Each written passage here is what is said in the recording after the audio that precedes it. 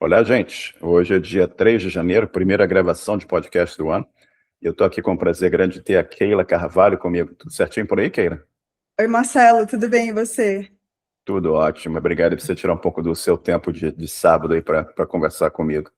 Não, Keila, imagina, eu que agradeço aí o convite aí, a oportunidade. um prazer. Keila, o que você faz hoje? Qual é o teu cargo hoje? Legal. Hoje eu sou coordenadora de qualidade de software, né, numa multinacional brasileira, e atuo gerenciando pessoas para o desenvolvimento ali de sistema operacional Android, com foco no desenvolvimento da integração de hardware. Bacana, bacana demais. Vamos voltar no tempo aqui. Como é que tecnologia, como é que computação apareceram na sua vida?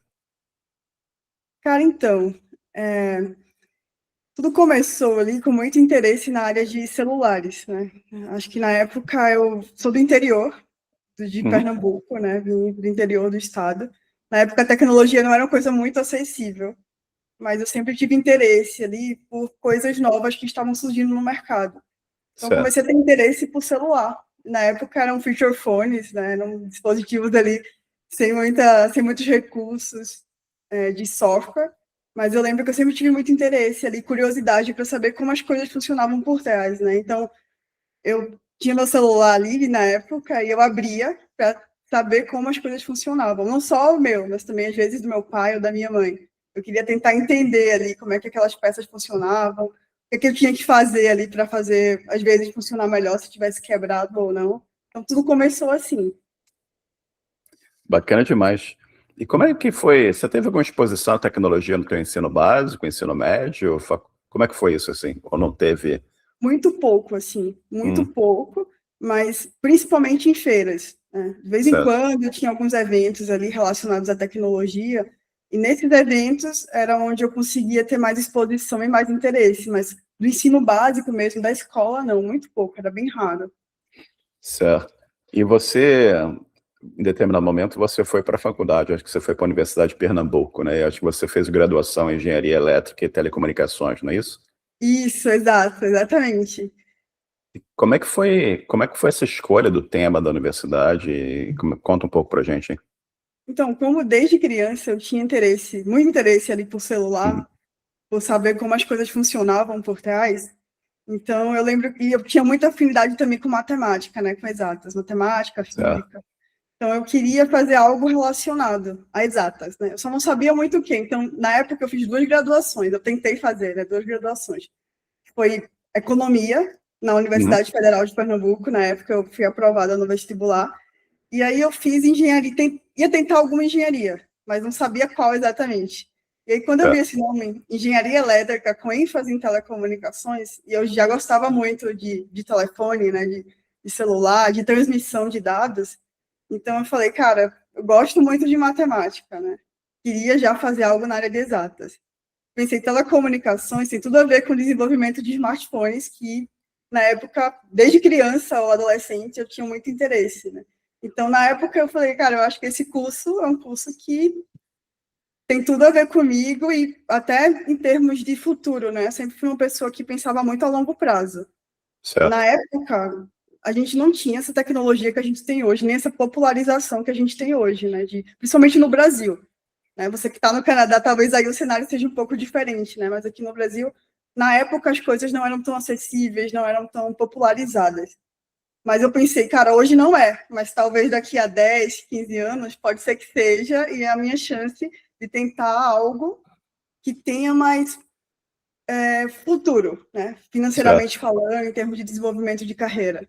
Então, na época, foi até minha opção, né? Fiz as duas faculdades, tentei os dois vestibulares e passei nos dois.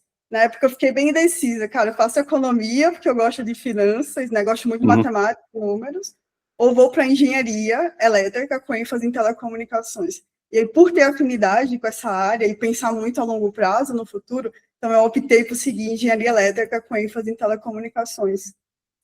Bacana, bacana demais.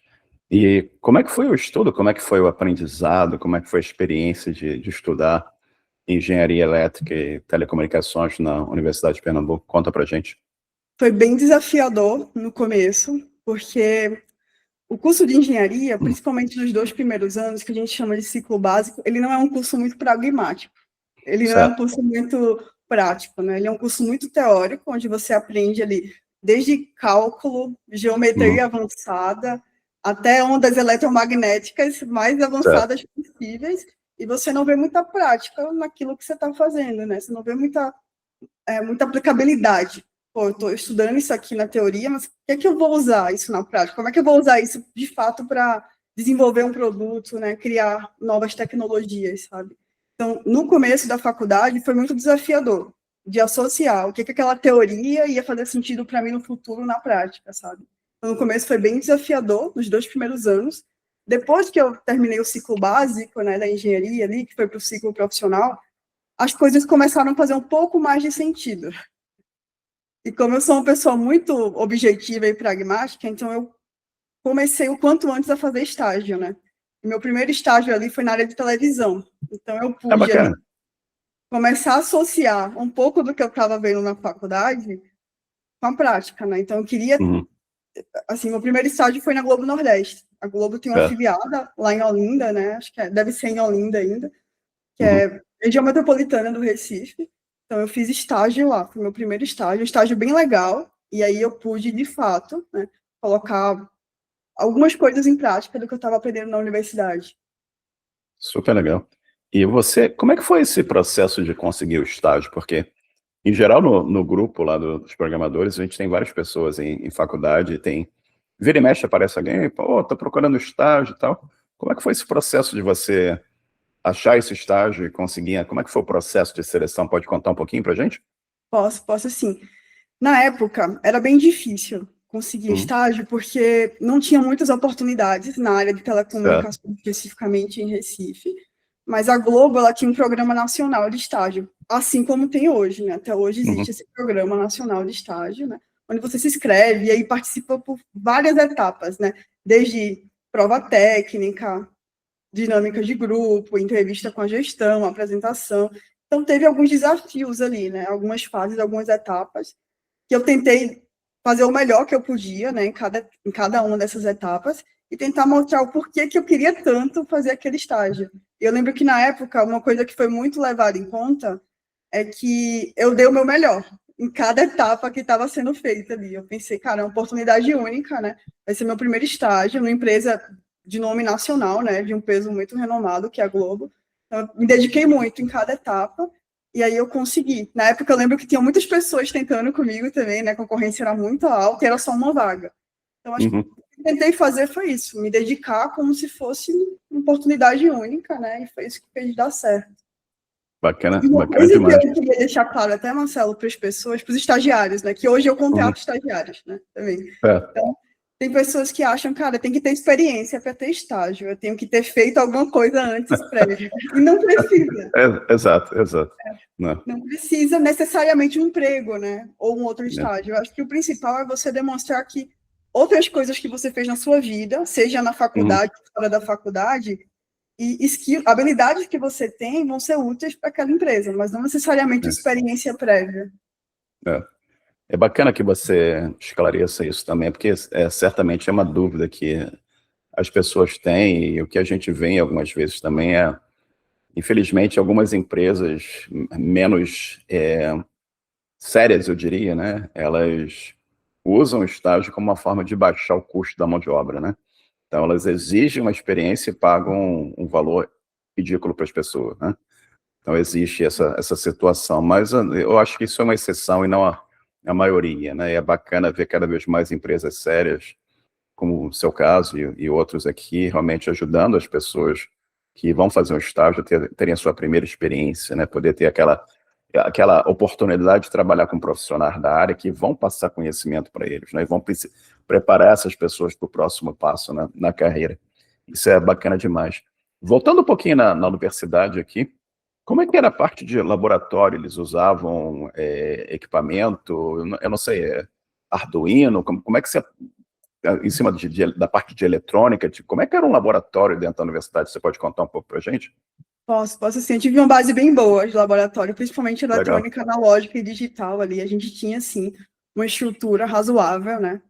Principalmente na área de eletrônica, né, para conseguir fazer na prática, né, montagem de alguns circuitos, conseguir sim fazer pequenos projetos, né, com microcontroladores e microprocessadores, que a gente conseguia colocar, ver a teoria e sim colocar em prática. Por exemplo, queria controlar um sensor para uma horta, por exemplo, de temperatura, para saber se a temperatura está muito alta ou muito baixa, e a partir do momento que aquela temperatura fosse mais alta, o sensor ia ser acionado, né, e aí eu ia conseguir uma irrigação. Isso é só um exemplo, sabe? Então, a gente tinha, sim, um laboratório razoável e projetos que a gente conseguia colocar em prática usando microcontroladores e microprocessadores. Na época, eu lembro que eu tive que aprender Assembly para fazer isso, foi bem desafiador também. Aqui isso tem alguns anos, né? Hoje devem usar uma linguagem mais moderna, né? Mas na época eu tive que programar em Assembly para conseguir fazer alguns projetos. Bacana, bacana demais, cara. E conta pra gente um pouco mais como é que foi o estágio. Você chegou na Globo, você vai fazer o estágio, como é que foi essa experiência do estágio para você? Como é que foi o aprendizado e trabalhar com... Hoje você está do lado de lá, hoje você está contratando pessoas, né? E naquela época você foi contratado e teve a oportunidade de trabalhar com um profissional de uma empresa séria como a Globo. Conta um pouquinho dessa experiência, como é que foi isso para você? Cara, foi bem interessante ali, foi meu primeiro contato com o mundo corporativo, que é uma coisa que eu diria para quem está começando, tentar entender como funciona o mundo corporativo. Então, eu tive que tentar... É uma empresa com muitas hierarquias, né? Você pode imaginar, Total, né? claro. Eu tinha que aprender a lidar, né, com essas hierarquias, entender como funciona, lidar também com vários outros setores, jornalistas, por exemplo, né, também. Então, desde a área da engenharia / tecnologia, né, como era chamado esse setor, até setores também, que é o produto da empresa hoje, da Globo. Então, eu tive que aprender como funciona o mundo corporativo, e também lidar com várias coisas, né, relacionadas a deadlines, budget de projeto. O engenheiro, hoje, ele não é só o técnico. O técnico, ele é a parte super importante, essencial, ele é o core, né? Mas existe também toda uma estrutura de projetos, né? Tem que lidar com prazos, tem que lidar com budget, você tem que lidar também com trabalho em equipe, então habilidades de comunicação, de apresentação, de oratória, super importante, tá? Então, eu diria que a Globo, ela me deu essa base, não só para a área técnica de TV, de aprender como é que funciona a modulação, ondas, mas também me deu uma base ali em termos de mundo corporativo, de projetos como um todo, sabe? Bacana demais, né? E bacana que você teve essa oportunidade aí de entrar logo para uma empresa bacana como a Globo, né? E com profissionais sérios aí que foi te passando conhecimento, deve ter sido uma experiência muito, muito legal. E como é que a vida evoluiu depois da Globo? Você foi para... Eu vi aqui no teu LinkedIn que você fez estágio ou emprego no Centro de Informática da Universidade Federal de Pernambuco? Então, eu sempre, como eu te falei no começo da entrevista, né, eu sempre tive essa vontade de trabalhar com celular, né? Certo. Então, antes do meu estágio terminar ali na Globo, né, na época era um ano de estágio de contrato, mas até tinha possibilidade de renovação, de ampliação. Mas eu sempre tive muito essa vontade de trabalhar com smartphones.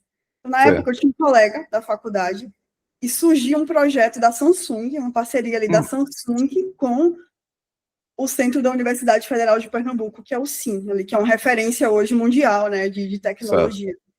Então, esse colega meu que já estava estagiando nesse centro da Samsung em Recife, ele me convidou, ele falou, olha, eu estou sendo contratado, né, pela Samsung, e vai abrir uma vaga de estágio, você tem interesse? Você que já está na Globo, já tem uma experiência legal, né, aqui é muito bom também, e como eu tinha muito essa vontade de trabalhar com Android, de trabalhar com smartphones, né, apesar de TV também ter muitas oportunidades de ser uma área legal, mas meu sonho sempre foi trabalhar na área de telefonia, né? Sempre foi meu objetivo desde o começo, antes de entrar na universidade. Então, eu decidi mudar de área. Então, TV ele é um pouco mais nichado, né? Hoje a gente só tem, assim, de referência muito a Globo, e desde a época já se falava que a TV estava caindo, né? No sentido de, poxa, a gente está no auge, mas não se sabe o futuro da TV. Desde aquela época já discutia isso. E já o smartphone não, estava começando, né? Então, a tecnologia que estava começando a ficar popular. Então, eu decidi fazer essa troca de empresa e de carreira. Muito pela minha vontade desde o início e também pensando no futuro, né? Eu fiz essa troca. Então, eu iniciei lá o estágio na área de smartphones e sistema operacional Android, focado em telecomunicações, e foi uma das melhores decisões que eu já tomei na minha carreira aí, tá? Sensacional. E isso você estava trabalhando na Samsung ou você trabalhando na Universidade Federal de Pernambuco? Era um projeto da Samsung, A Samsung investia diretamente. Certo. Assim, não sei se você sabe como funciona o setor de P&D aqui no Brasil, né? A empresa ela tinha que investir em uma universidade, criava-se um centro dentro dessa universidade, Certo. e se chamava Projeto Samsung. Então, era um projeto da Samsung dentro da universidade. O nosso Certo. contrato nem era da universidade, nem era pela Samsung, era pela FAD, Certo. é um instituto. Esse instituto era responsável pelo nosso contrato de trabalho, mas Entendi. hierarquicamente a gente respondia totalmente para a Samsung, não tinha nenhum tipo de tratamento com a universidade. A gente Entendi. usava o espaço da universidade, mas em termos de projetos, em termos de feedback, todo investimento vinha da Samsung. São os chamados convênios, né? Tem os acordos Isso. entre as instituições, no final das contas. Entendi. Bacana demais isso. E aí, como é que foi essa experiência, no geral, para você? Como é que foi? O que você aprendeu nessa época aí? Cara, aí foi fantástico, porque eu tive acesso à tecnologia internacional. Eu saí de uma empresa multinacional de TV, né, Certo. local, que era a filial da Globo, Globo Nordeste, em Recife. Uhum. E aí eu fui para um âmbito mais global, a nível mundial. Certo. Os smartphones que a gente desenvolvia e testava não era só focado no mercado brasileiro, era focado mesmo América Latina. Mercado internacional. Isso, exatamente. Já era mais focado no mercado internacional. Na época, eu trabalhava com desenvolvimento ali de sistema operacional Android, a integração do Android com o modem, né? Toda a parte de comunicação que o modem do Android faz com as operadoras de telefonia móvel. Então, existe uma série de protocolos e regras que eles precisam ser obedecidos ali pelo 3GPP, que é uma instituição mundial que cuida dessas normas, né? Para todo mundo se conversar, o seu celular conversar com o meu, o seu celular conversar com sua operadora, o meu conversar com a minha operadora, e elas se conversarem entre si, todo mundo tem que seguir esses regimentos, essas regras. E eu era responsável por essas validações, garantir que os celulares da Samsung estavam seguindo essas regras, esses protocolos. Bacana demais, cara. E você eventualmente você foi para TIM, não é isso? Isso, exatamente. Eu passei quase 2 anos ali no projeto da Samsung, mas por ser um projeto e não ser dentro da própria empresa, o projeto estava em processo de tipo, vamos continuar aqui em Recife, não vamos. Meu time especificamente que cuidava dessa parte de protocolos ainda era um pouco incerto se ia continuar em Recife ou não. Na época, a Samsung tinha vários centros pelo Brasil inteiro. Um centro em Manaus, um centro em Campinas, né, que era onde a gente conversava. Então, por conta disso, né, dessa incerteza também, até da minha efetivação, abri o processo seletivo na operadora TIM, que tinha muita relação com o que eu fazia na Samsung, né? Só que, basicamente, antes eu olhava do lado do celular. Eu olhava se o celular estava obedecendo as regras das operadoras. E aí, na TIM, eu iria olhar se a operadora estava conversando corretamente com os celulares. Então, eram áreas que se complementavam, sabe?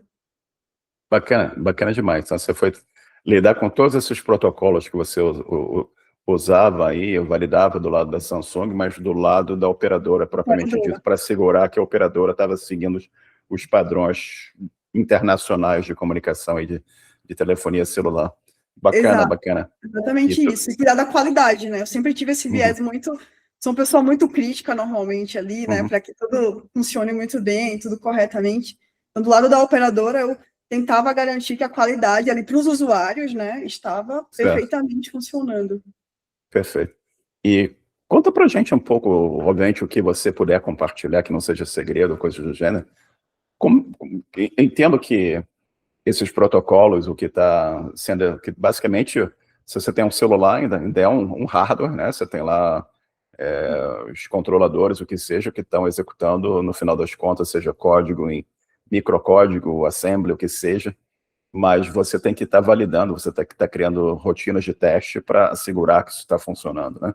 Conta para a gente um pouquinho sobre qual a tecnologia que é usada nisso e como é que esses testes são executados. Legal, muito boa a sua pergunta aí, tá, Marcelo? Acho que deve ser a curiosidade de muitas pessoas, né? Então, você tem uma gama de opções hoje no mercado, né? Você tem alguns simuladores de grandes fabricantes, como a Keysight, que era a fabricante que eu usava, e esses simuladores, eles conseguem emular uma operadora. Antes de você colocar na prática, tem um ambiente de homologação. Perfeito.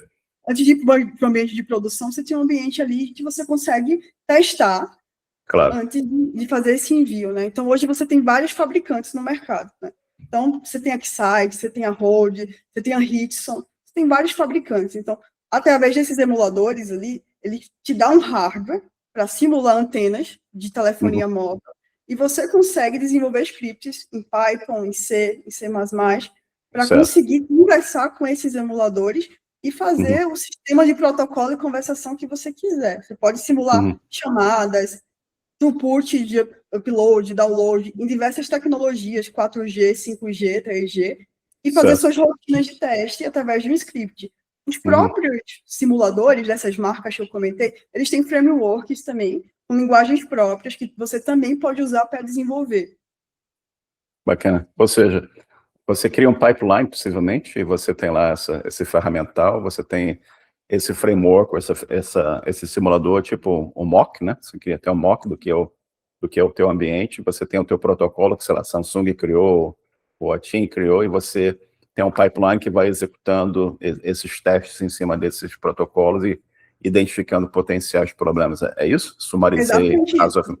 Perfeito. Exatamente Perfeito. isso. E a partir do momento que essas rotinas de teste são executadas, né, você consegue identificar, cara, esse protocolo aqui não está correto, né? Essa ligação foi encerrada antes do tempo. Por que caiu? Qual foi a causa raiz que pode ter causado esse possível drop call?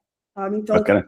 você tem ali um tipo de troubleshoot ali que você faz para entender o que aconteceu, um log que você analisa, e aí até direcionar o time de desenvolvimento de software para que eles corrijam ali aquele sistema operacional de uma forma assertiva para que aquele problema não ocorra novamente.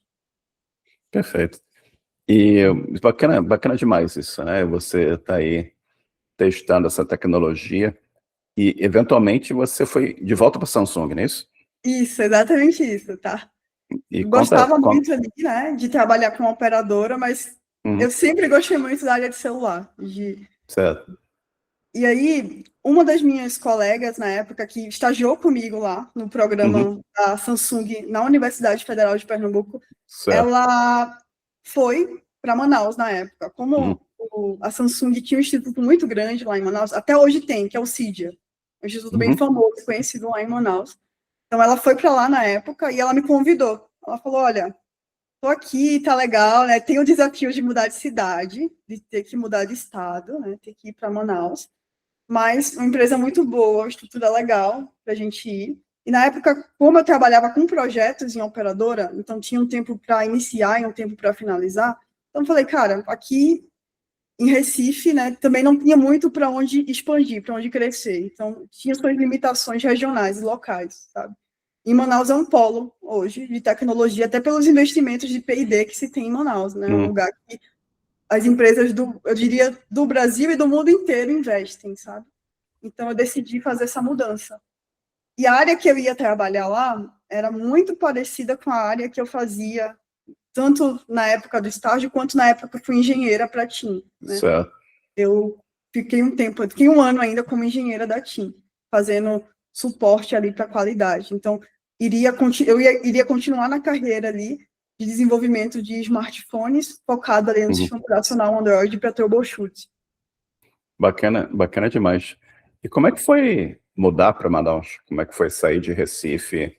Quer dizer, você estava aí em Recife, assumo que você estava perto da sua família, dos seus amigos, das coisas que você conhecia, da comida de Recife, o que seja, você foi mudar em Manaus. Tudo bem que não é outro país, mas é longe, né? Não é do lado, né? E não é que você pega um carro e passa o fim de semana em Recife, né? É longe. Então, como é que foi essa mudança para você? Como é que foi essa adaptação, essa vida nova? Não só o trabalho propriamente dito, mas o social, essa mudança de contexto de vida para você? Olha, eu diria que foi uma mudança bem desafiadora pela distância, como você comentou, né? Mas, ao mesmo tempo, foi algo muito empolgante para mim. Eu acho que eu sempre fui uma pessoa que eu gostava muito de coisas novas ali, né? De mudanças, de aprender coisas novas. Então, para mim, foi um desafio muito positivo, eu diria.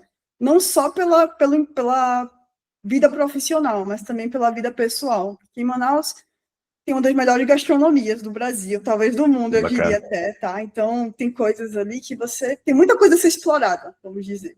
As pessoas também, a cultura local, ela é uma cultura bem interessante, as pessoas são muito amigáveis. Eu me senti, às vezes, numa cidade universitária, porque tinha muita gente de fora, muita gente recém-formada que estava indo para lá a trabalho, muitas empresas do mundo inteiro lá. Então, cara, foi bem legal do ponto de vista pessoal. Legal. Eu estava indo com um viés muito profissional para trabalhar, para desenvolver, para carreira, para crescer. Mas a vida pessoal me surpreendeu muito também, o quanto foi agregador para a minha vida pessoal. Apesar de ter os contras também, nem tudo são flores, né? Eu acho que a cidade tem alguns pontos contras ali de infraestrutura, de distância também, que deixam um pouco a desejar. Mas eu acho que foi uma experiência muito mais positiva, pessoalmente, do que negativa. Bacana demais. E o calor? Muito quente? Sim, muito quente, né? Mas como eu vinha de Recife, né? Eu já não gostava muito de calor em Recife, assim, mas... Não teve tanta variação, teve? Teve um pouco, porque Recife ainda tem praia, tem litoral, é um pouco diferente. Manaus, né, além de ser quente, é muito úmido. Então teve esse desafio aí do clima, assim, tá? Foi bem desafiador. Entendo, sim.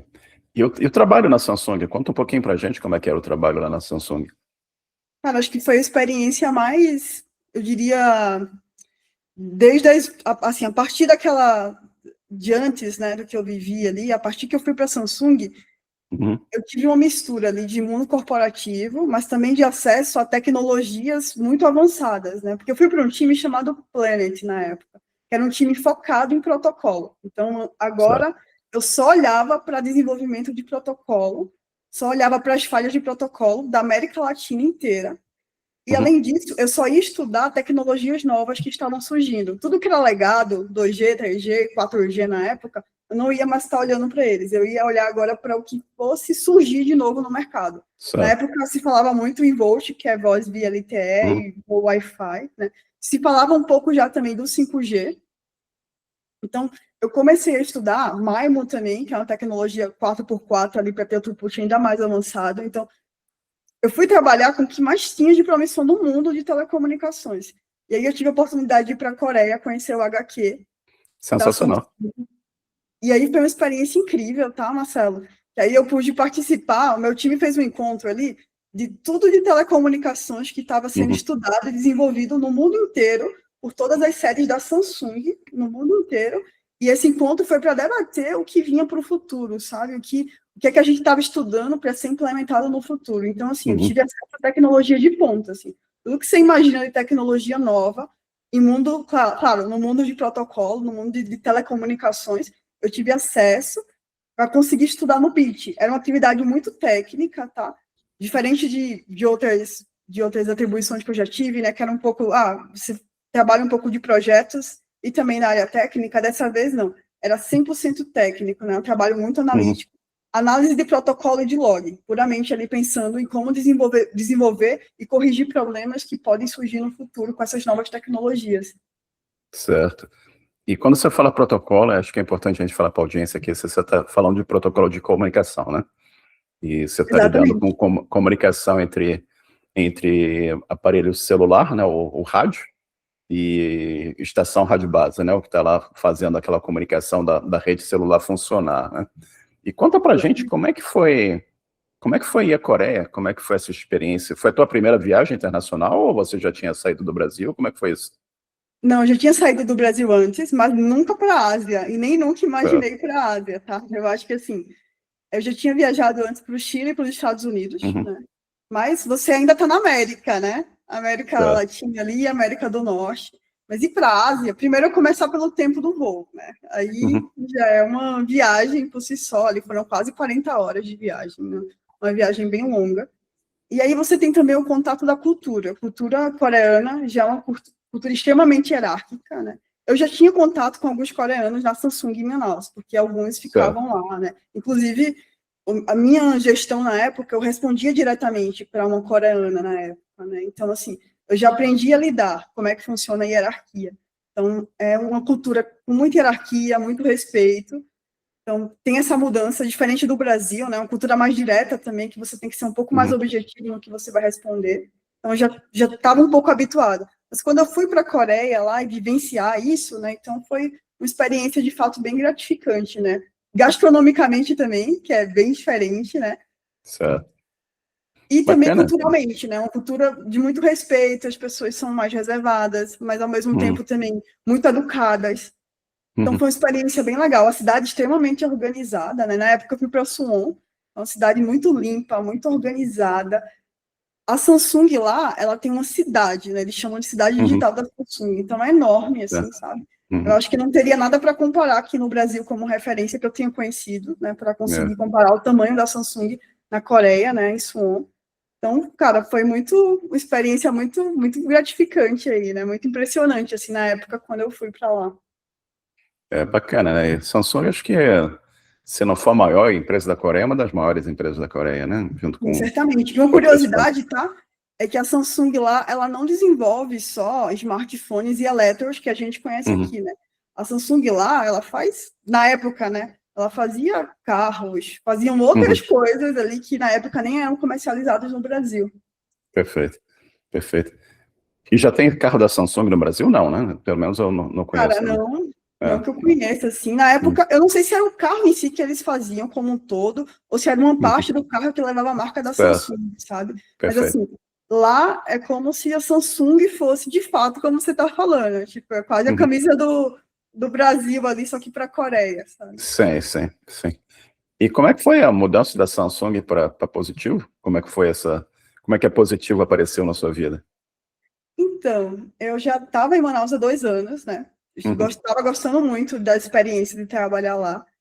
Mas a distância estava pesando um pouco ali, da família, estava pesando um pouco, e também por Manaus ser uma cidade isolada, que hoje você só sai de ou avião ou barco, salve algumas exceções, né, algumas cidades ali que você consegue ainda pegar um carro, mas é uma cidade distante, isolada, né, e estava pesando um pouco ali a família também, né, um pouco distante da família, um pouco difícil também algumas questões de infra, e a minha família, uma parte da minha família já morava aqui em Curitiba, né, há alguns anos.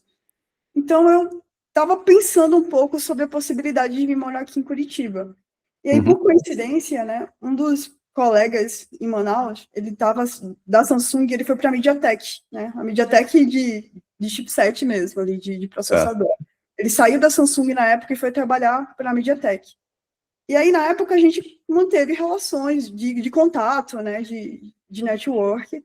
E aí ele falou assim, ó, Keila, tá aparecendo, eu tô trabalhando aqui como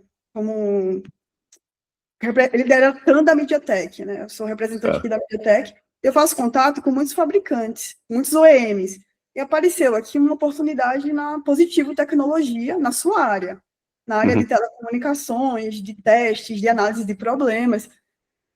E eu acho que tem tudo a ver com o seu perfil. Você não tem interesse de vir para cá? Daí eu li a descrição da vaga na época e eu falei, cara, é tudo, assim, isso nunca aconteceu antes, tá? E nem sei se um dia voltaria a acontecer. Mas normalmente, quando a gente vê a descrição de uma vaga, a gente sempre tem alguma coisa que a gente não tem, né? Normalmente. Claro. Sempre tem alguma coisa que fica faltando ali, né? Você fala, pô, não tá 100%, que é normal. Que normalmente não é para dar 100% mesmo de compatibilidade, é muito difícil que dê. Só que no caso dessa vaga da Positiva, eu tinha 100% do que eles precisavam, assim, do que eles pediam, né? Na época era uma vaga de sênior, e eu estava ainda estava indo para pleno na Samsung, né? Para mim ia ser um update de carreira, eu nem me imaginava sênior na época, né? Até falei para ele, pô, mas eu não sou sênior ainda, né? Será? Aí ele comentou, não, acho que você tem background bastante aí, pelo que você tem acesso, e também pelo porte da empresa que você tá. Acho que é tranquilo, sim, você fazer essa mudança. E na época eu tentei, eu falei, cara, eu vou tentar, sim, seria perfeito para mim, porque Curitiba é a cidade que eu estou buscando morar, né? A vaga também parece ser uma vaga bem interessante, bem legal, e eu apostei. Falei, cara, eu vou tentar, vou entrevistar, e aí fiz a entrevista na época, com o meu antigo gerente, que hoje é meu diretor, e foi perfeita, assim, a entrevista, sabe? Foi uma entrevista muito promissora, muito, muito, muito boa em termos até de perspectivas da companhia, que a Positivo na época estava passando ali por algumas mudanças, né, estruturações, e tinha muito para crescer. Então eu apostei, fiz a mudança, né, e foi uma aposta muito certa, né, tanto é que eu estou há 7 anos hoje nessa empresa, e assim, foi muito boa a mudança, tanto pessoalmente, de cidade, né, que Curitiba é uma cidade maravilhosa ali para se morar, e também de empresa. Claro que eu tive que me adaptar, né, porque é uma empresa com cultura brasileira, eu vim de empresas com culturas mais globais, né, italiana e coreana, e aí agora eu estou numa empresa nacional, então eu tive que me adaptar a uma empresa de cultura nacional, empresa de porte menor se comparado a essas empresas de grande porte, mas uma empresa ali muito empreendedora no Brasil. A Positivo tem mais de 30 certo. anos, né, no mercado. Então, assim, é uma empresa que teve que se renovar o tempo inteiro, né, criar produtos novos, desenvolver produtos novos, e, ao mesmo tempo, eu tive a oportunidade de fazer coisas que eu não fazia antes, né? Antes eu era muito especialista. Em tudo que eu fazia sempre foi um viés muito especialista, e agora não. Agora eu tive a oportunidade de desenvolver outras áreas ali da minha carreira.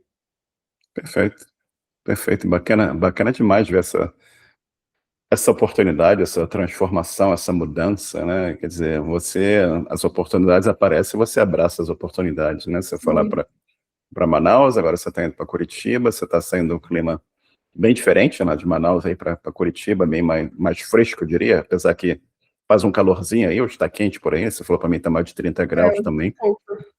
E conta pra gente o que você pode contar, obviamente nada que seja segredo. Como é que é o teu dia a dia na Positivo hoje? O que você está fazendo hoje em dia? Então, na Positivo, né, eu comecei muito na área de telecomunicações, e aí depois eu fui mudando. A Positivo, ela dá essas oportunidades aí internas para funcionar, valoriza muito o funcionário local, né, então eu tive algumas oportunidades, né. Uma das oportunidades bem legais aí que vale compartilhar, ano passado, quer dizer, no começo desse ano, não, é ano passado, desculpa, eu estou trocando aí, 2025. Começo de 2025, isso.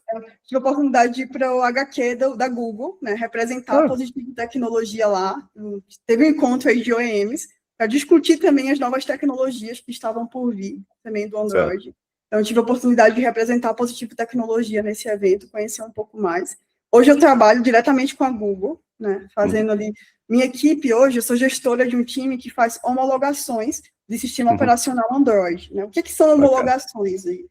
Todos os celulares que têm o selo da Google, né, que é o selo do GMS, ele passa por uma série de testes, ali, milhares de testes, tá, Marcelo? São, assim, desde testes a nível de segurança, até a nível de integração ali com APIs, com bibliotecas, para garantir que tudo funcione bem, da integração do sistema operacional Android com o seu hardware. Então, são diversos testes. E a minha equipe hoje, ela é responsável por homologar esses aparelhos da Positivo e garantir que o sistema operacional Android funcione perfeitamente bem e tenha o selo Google ali, garantindo que aquele celular passou por essas aprovações. Perfeito, perfeito. Então, hoje eu sou gestora desse time. Um dos times que eu sou gestora, ele faz esse trabalho, né, de acompanhamento ali dessas homologações. Super, super bacana, né? Dá uma ideia pra gente, quantas pessoas trabalham na Positivo hoje, em geral? Você tem ideia? Cara, na Positivo, toda a empresa ali, eu chutaria que é mais de 4.000 funcionários ali, eu não teria esse número certo para te falar. Hoje, o time que eu gerencio tem 22 pessoas, né? E aí, a gente pode dividir essas pessoas, né? Então, tem pessoas desde a área de sistema operacional Android, que trabalham diretamente com homologação para a Google, e tem também outra área que a Positivo investe, né? Que é a área de pagamentos. Desenvolve maquininhas de pagamento também. Então, eu gerencio um time que é responsável por essas aprovações, por garantir que não tenha falhas ali quando essa maquininha estiver em campo, né? E aí a gente vai desde testes de bandeiras, né, de protocolos de pagamento, que aí é outra área, né? Não seria tanto mais telecom, mas é outra área. Também a nível de hardware, né? Garantir que aquele hardware, aquele LCD, a bateria, tudo funcione bem, integrado com o software que está inserido naquela maquininha de pagamento, aquele POS. Deixa eu fazer uma pergunta aqui, tá? Se eu não puder responder, não responde, tá? Essas maquininhas de pagamento, em geral, o sistema operacional delas é Android ou uma variante do Android também? Android, a base é a AOSP, né? Usa-se o AOSP, sim, tá? É Android, mas aí não usa todo o sistema operacional, não precisa usar, por exemplo, esses testes do Google, né? Que aí já seria outra vertente, mas o software usado para integrar é o AOSP, sim, do Android. E você, possivelmente, tem que executar outros testes também de validação, homologação, que não necessariamente você precisa executar aquela bateria de teste em um aparelho que não é usado para pagamento, né? Exatamente. Coisa do gênero. Bacana. Exatamente. Aí o viés é muito focado mais no hardware, né? Garantir que aquele hardware esteja funcionando corretamente. E também pensando ali já nas adquirentes de pagamentos, né? Pensando um pouquinho mais nas bandeiras também, Visa, Master, Amex, né? Então é já pensando em outro tipo de vertente, tá? Não só de protocolos agora de telecom, mas protocolos de pagamentos que tem ali os seus códigos também a nível mundial, né? Legal, legal. E uma parte do teu trabalho hoje, né, envolve trocar ideias com o teu time, com outras pessoas da empresa, né? Como é que isso funciona com home office? Eu não sei, é positivo hoje? Ela trabalha no modelo híbrido, ela tem pessoas em home office, ela tem pessoa totalmente no escritório? Como é que funciona isso para vocês hoje em dia? Você pode comentar um pouco sobre o tema híbrido, home office, trabalho remoto e como é que isso está funcionando para positivo? Posso sim, claro. Antes a Positivo era uma empresa totalmente presencial, né? Antes da Certo. pandemia. Durante a pandemia, ficamos em home office um bom tempo. Uhum. E há alguns anos retornamos para o híbrido. Hoje a Positivo é híbrido, mas eu sou uma gestora remota, porque hoje Certo. eu gerencio. Existe um time aqui em Curitiba, né? Uhum. Que está híbrido. Existe um time em Manaus, que também está híbrido, que eu coordeno. Existe um time em São Certo. Paulo, que eu coordeno, né? E eu não poderia estar híbrido em todos esses lugares, né? Então, Claro, claro, eu claro. fico híbrido aqui em Curitiba e esses times ficam Uhum. híbridos nas suas respectivas cidades, que eles precisam instalar por N motivos, né? De estrutura Uhum. mesmo, que a gente precisa ter.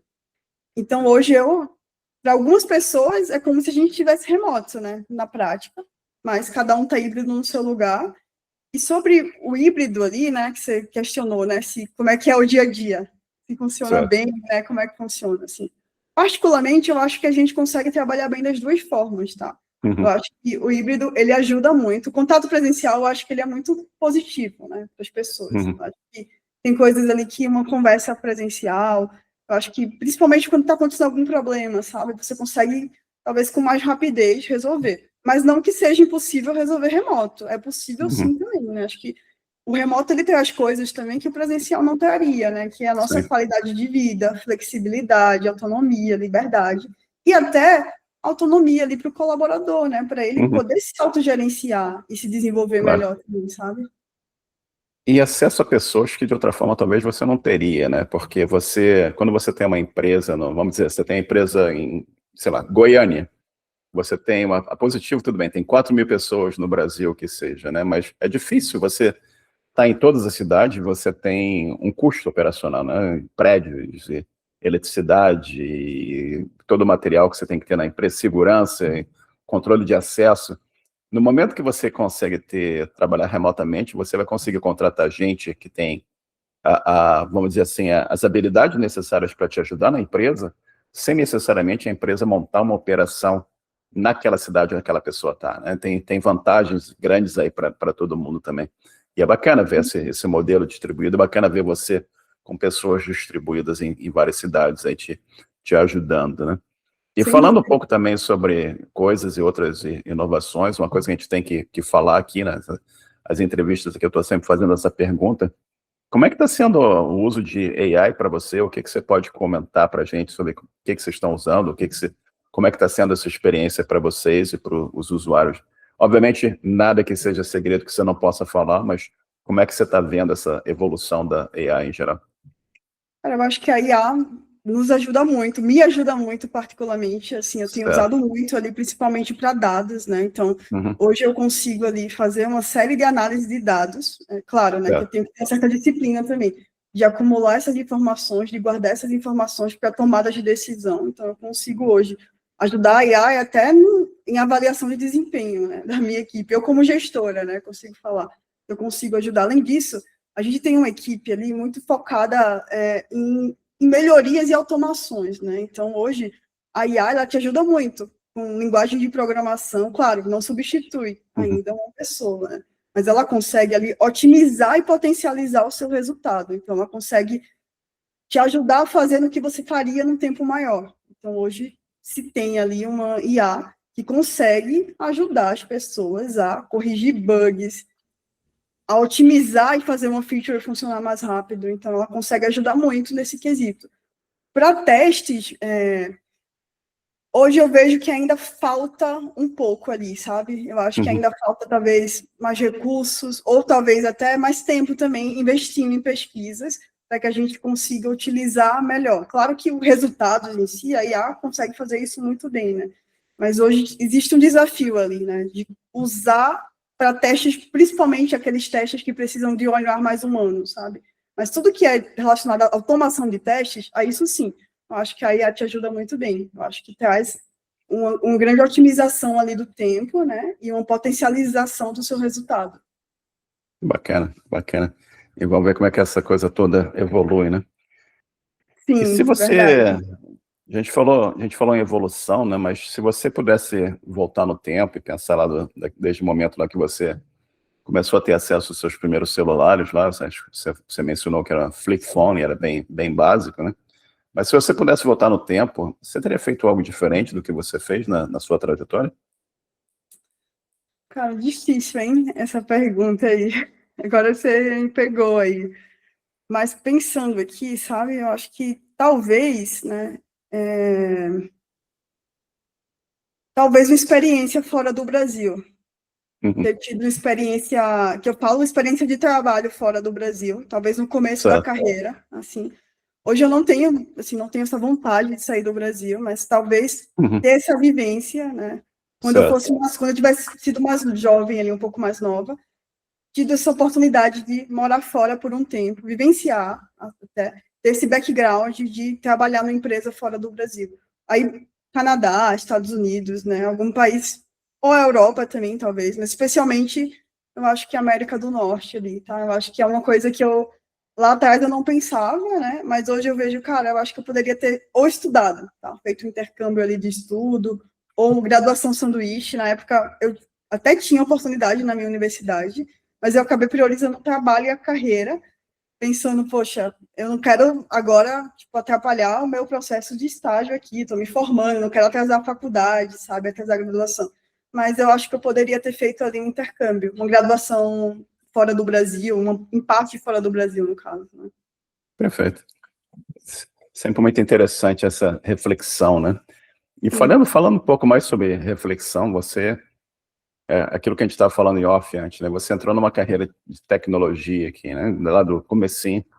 Mas vamos pensar aqui no universo paralelo aí, que tecnologia não existe. E com quem você estaria trabalhando se não fosse tecnologia? Já pensou nisso assim, alguma vez? já porque lá atrás eu fiz 2 faculdades, né? Eu iniciei ali, eu Uhum. passei em 2 vestibulares, né? Certo. Economia e engenharia Perfeito. elétrica. Então, assim, eu já pensei, pô, se eu tivesse ido para a área de economia, de finanças, né, não tivesse Uhum. ido para a área de engenharia, de tecnologia, como Certo. é que eu estaria hoje? Então, sim, já parei para pensar sobre isso, sabe? Mas, assim, hoje, olhando para trás e olhando os resultados que eu consegui ter hoje, eu vejo que eu tomei a melhor decisão, Uhum. que foi seguir, de fato, a carreira na área de tecnologia, até pelas oportunidades que a gente tem na nossa área, né, Marcelo? Eu acho que Perfeito. a gente tem um know-how de empresas, né, tanto brasileiras quanto fora do Brasil, de oportunidades para se trabalhar. A gente tem, a maioria dos nossos colegas, né, tem a possibilidade de trabalhar ou remoto ou híbrido, né, então ter mais liberdade, mais autonomia e perspectivas ali de longo prazo, né, para o futuro, Uhum. sabe? Em outras áreas, eu acho que tem menos oportunidades, vamos dizer assim. Perfeito. Perfeito. E falando em área de tecnologia, entendendo que tem muita gente nova querendo entrar nessa área, né? Pessoas que têm as dúvidas mais diversas possíveis e imagináveis aqui. Que conselho que você daria para quem está começando e está tentando entender se tecnologia é para elas ou não é? Cara, então, eu diria para você, assim, pensar nas suas habilidades. Primeiro, fazer uma autoavaliação. Cara, o que é que eu sou Uhum. bom?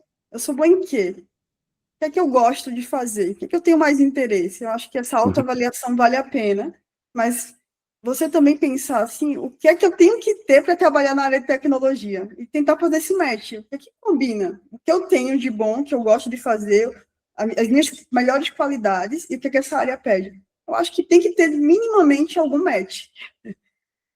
Claro que não vai ser 100% nem 50% às vezes, sabe? Mas eu acho que minimamente ter algum tipo de match, né?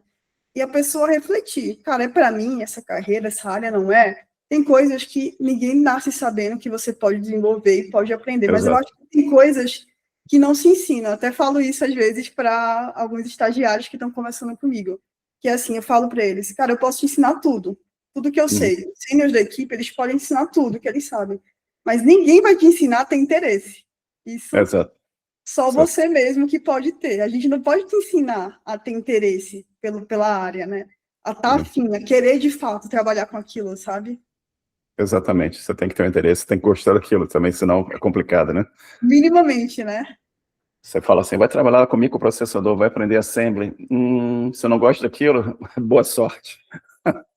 Sim, pois é. Acho que você deve ter passado por isso também, né, na sua área. E Sim, várias sim. pessoas que às vezes querem muito entrar na área, e às vezes porque, pô, escutei falar que é bom, parece legal, mas a pessoa às vezes não tem de fato interesse naquilo.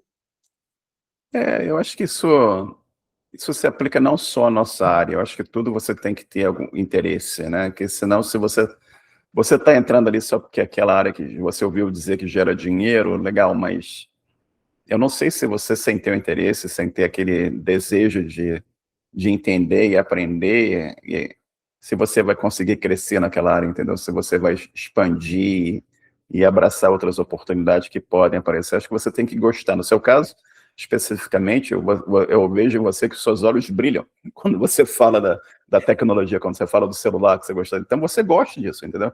Para você, eu não diria que é uma diversão, mas é uma coisa divertida, entendeu? Uma coisa que você acha interessante, que você acha bacana. Então, aqui você junta o aprendizado, ganhar dinheiro com a coisa que você está fazendo, que você está gostando. Então, você conseguindo unir o útil com o agradável é sensacional. E nem todo mundo é assim, entendeu? Para alguns é um ganha-pão, em que a pessoa não pode esperar o horário de bater o sinal para ir embora da fábrica, entendeu? É diferente, diferente. Cada pessoa é diferente também. Mas, enfim, bons conselhos aí. E falando em conselho, falando em ideias também, uma coisa que eu tenho tentado fazer com o podcast aqui, inclusive no próprio podcast, eu estou tentando aumentar a diversidade, né, das pessoas que eu entrevisto.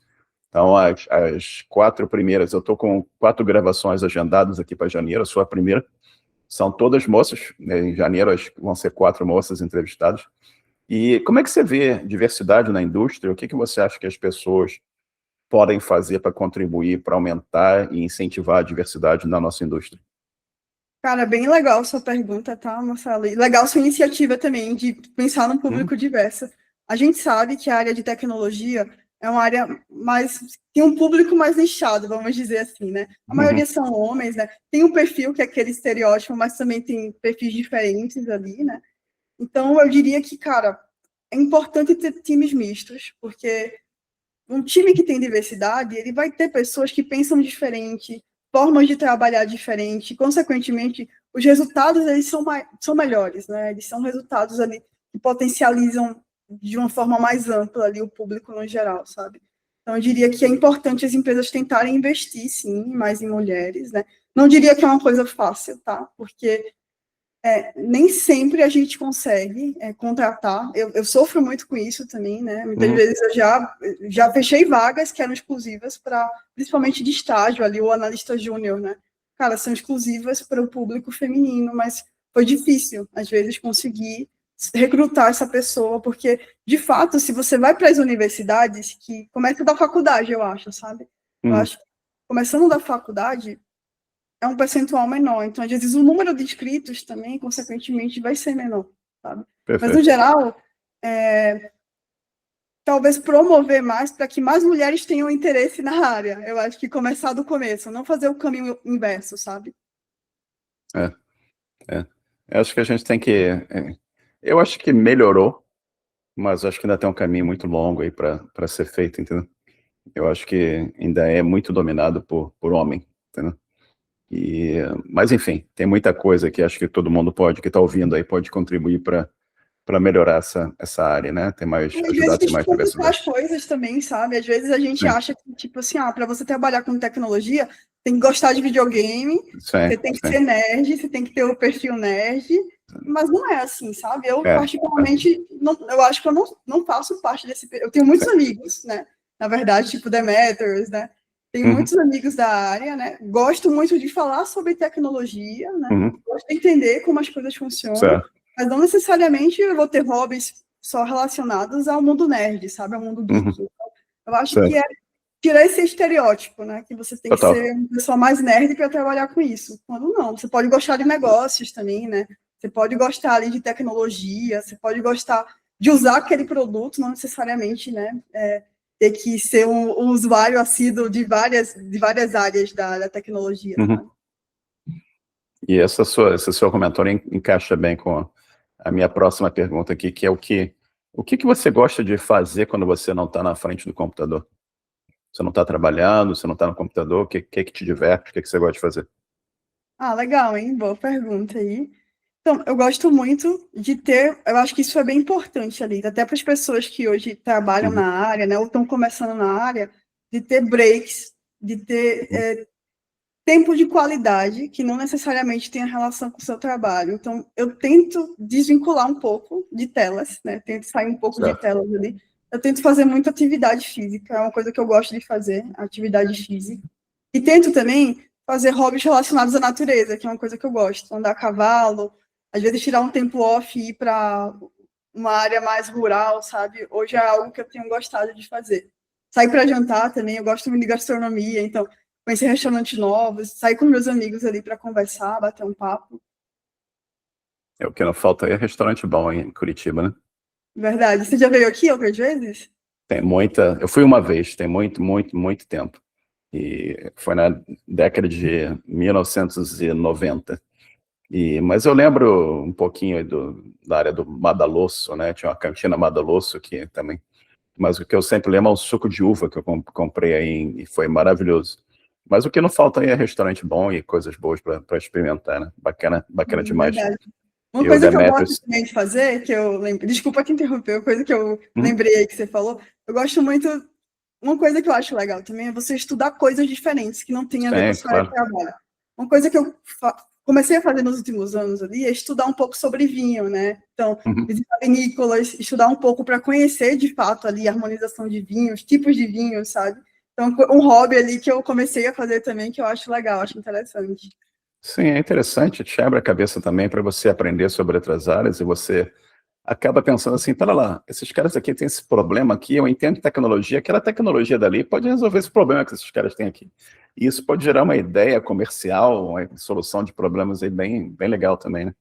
É bacana, bacana isso.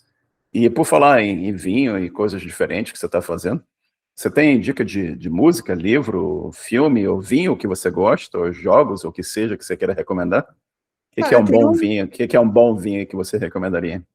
eu tenho boas dicas de vinho, sim, tá? Acho que de Então, toda acho manda que dá ver. para recomendar. Eu acho que assim, dá para a gente separar por categoria. Pensar Uhum, assim, cara, hoje está um dia quente, é verão. Muita gente certo. acha que vinho não se toma no calor, né? Que vinho é Uhum, só para o frio, para Serra Gaúcha, né? Para o certo. fundir, mas não. Então eu diria, cara, tá calor. Você quer ir numa coisa mais leve, às vezes? Tem gente que só gosta de cerveja, mas eu diria assim, cara, investe num vinho branco, né? Não Uhum, precisa ser um vinho caro. Investe no vinho branco. Acho que tem uma uva que eu, para quem está começando, eu acho que eu diria que é uma uva que não tem tanta acidez, mas é um vinho bem equilibrado. Investe numa uva ali, um chardonnay, eu diria. uhum. Vai no vinho branco. Eu acho que vinhos chilenos, eles têm um bom custo-benefício, né? Então, eu diria, para um calor, um vinho branco chardonnay. Dificilmente você vai, cara, comprar errado. Uhum. Até uns 40 ali, R$ 50 ali, você consegue um bom vinho, tá? Para um dia quente como hoje, para uma praia, para o verão, eu acho que combina super bem ali com peixes, tá? Com frutos do mar. Eu acho que é uma boa pedida aí para esse verão, para esse calor que está fazendo Boa, no Brasil agora, boa dica, boa dica. tá? E você, E um alguma outro outra grupo. dica? Oi? Opa, desculpa te interromper. Alguma outra dica que você queira dar? Tem um outro grupo ali que eu diria que é para quem gosta mais de carne, né? Churrasco. Muita gente acha, Certo. cara, churrasco só dá para tomar uma cerveja, né? Mas não, também. Então, eu iria para um outro grupo, tá? Eu indicaria ali um Malbec, tá? Uhum. Argentino. Então, vinhos argentinos, da uva Malbec, assim, você encontra muita qualidade nessa uva. O preço também, um bom custo-benefício ali, você consegue ter, e que harmoniza muito bem com carne vermelha, sabe? Então, eu separaria esses dois grupos aí. O vinho branco iria no Chardonnay, e um vinho tinto ali para combinar com carne, ou à noite também, né? Para o calor, eu acho que não sei se cairia tão bem assim, para quem não gosta muito de calor, mas iria no Malbec ali. Bacana, boas dicas. Tudo anotado aí. E a gente está falando aqui basicamente uma hora, né? Tem alguma pergunta que eu não fiz que você gostaria que eu tivesse feito? Cara, acho que você perguntou bastante coisa ali, hein? Talvez um país aí para viajar, né? Que eu queira conhecer. Onde é que você quer conhecer? Então, tem um plano aí, próximo ano, né? Talvez, de fazer um tour pela Europa e conhecer, fazer um Bacana, tour até para conhecer mais vinhos também, né? Conhecer algumas legal. vinícolas aí, então eu tô planejando aí fazer essa viagem aí pela Europa. Se conhecer alguma também, que você queira me dar alguma dica, ou algum país também que é aquele, esse país acho que é legal, tem uma rota de vinho legal, gastronômica legal também. Eu tenho dicas, sim. A gente conversa em off depois aqui. Tá bom. Tá? Eu tenho algumas sugestões, sim. E, cara, você quer compartilhar teu LinkedIn, mencionar qual é o teu LinkedIn, ou alguma outra rede social que você queira mencionar aqui? Sim, acho que meu LinkedIn eu consigo compartilhar contigo o link especificamente, né, para deixar na descrição aí. Sim. Mas Keila Carvalho, ali consegue me Uhum. encontrar no LinkedIn. E eu fico à disposição aí para quem quiser também, tá, pessoal? Ter algum tipo de mentoria também, algum tipo de. Tá começando a carreira, ainda não sei muito bem como é que funciona a área de qualidade de software ou de telecomunicações. Algumas dicas também para quem está começando, porque muita gente foca tanto no, eu quero aprender determinada linguagem, eu quero Uhum. aprender como fazer isso, como conseguir o primeiro emprego, e às vezes a gente acaba esquecendo do básico, né? Que é comprometimento, horário, fazer as coisas bem feitas. Uma dica também que eu acho que é importante falar aqui, tá, Marcelo, para quem tem dúvida ou que está começando nessa área, que eu diria é, cara, tenta entender como as coisas funcionam por trás. Isso é. Tentar entender como as coisas estão funcionando, sabe? Não pensar no produto só como uma caixa preta, que você Uhum. só está lá executando e está saindo, mas pensar em entender, cara, para esse comando ter saído, essa função está Uhum. funcionando. O que aconteceu por trás ali para aquele resultado sair, sabe? Exato. E associa com aquela curiosidade que você está falando mais cedo também, que a pessoa tem que ter aquele desejo de entender como é que as coisas funcionam e ter até o desejo de melhorar também, né? E Sim, falando é um pouquinho mais verdade. sobre qualidade, me permite fazer mais uma pergunta aqui. Claro. É, Você tem sugestão de alguém que está interessado em qualidade? Tem algum website, algum livro que você recomendaria, onde essas pessoas poderiam aprender um pouco mais? Tipo o FreeCodeCamp, não sei se você conhece o FreeCodeCamp, você tem um processo enorme com milhares de artigos sobre programação. Tem alguma coisa similar relacionada à qualidade que você recomendaria para as pessoas? Sim, super recomendo. Tem o que a gente chama de Bíblia ali, né? De qualidade de Uhum. software, o teste de software, né? Certo. E aí você consegue ter acesso a totalmente gratuito, tá, Marcelo? Até vou deixar Uhum. o link aqui na descrição para Perfeito. quem quiser aprender um pouco mais, que é você aprende certificado básico de teste, né? Que é do Uhum. ISTQB. Então você consegue saber, cara, o que é um teste de software, teste de caixa branca, teste de caixa preta, teste de caixa cinza, Certo. conceitos de teste, teste unitário, teste de integração. Então você aprende o que é cada tipo de teste, qual a finalidade e propósito de cada um deles, e também você tem a oportunidade ali de estudar para tirar certificações básicas de teste de Certo. software. Nunca trabalhei com teste, cara, eu acho que é um ótimo começo, é um excelente começo para aprender os Uhum. conceitos e se certificar.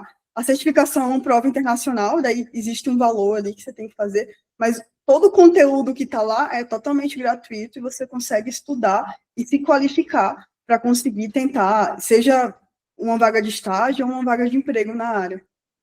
Qual é o link, novamente? O nome da instituição é o ISTQB. Ela é a instituição aqui. ISTQB. Exato. Eu vou deixar, eu te mando o link Perfeito. ali, e aí você consegue colocar e as pessoas conseguem Coloco sim. estudar e entender todos os Perfeito. conceitos, tá? De teste de software. ISQTB. Perfeito. Muito obrigado. E novamente, obrigado por você tirar um pouco da tua tarde de sábado. Para vocês já são quase 2h30 da tarde, e a gente falou aqui mais de 1 hora. Muito obrigado pelo teu tempo. Um prazer enorme conversar contigo, e obrigado pelo teu tempo aqui. Não, imagina, eu que agradeço aí a oportunidade. Parabéns pela iniciativa, porque eu acho que isso incentiva muito as pessoas que estão começando na área, né? E é uma oportunidade para essas pessoas entrarem na carreira de Claro. tecnologia e também pela iniciativa de buscar mulheres para contribuir um pouco mais com a Claro. diversidade na nossa área, no nosso setor. É isso aí mesmo. Fica mais 2 minutos comigo aqui. Vou parar de gravar, a gente conversa aqui sobre vinho. Tá bom? Só um segundo, deixa eu parar aqui.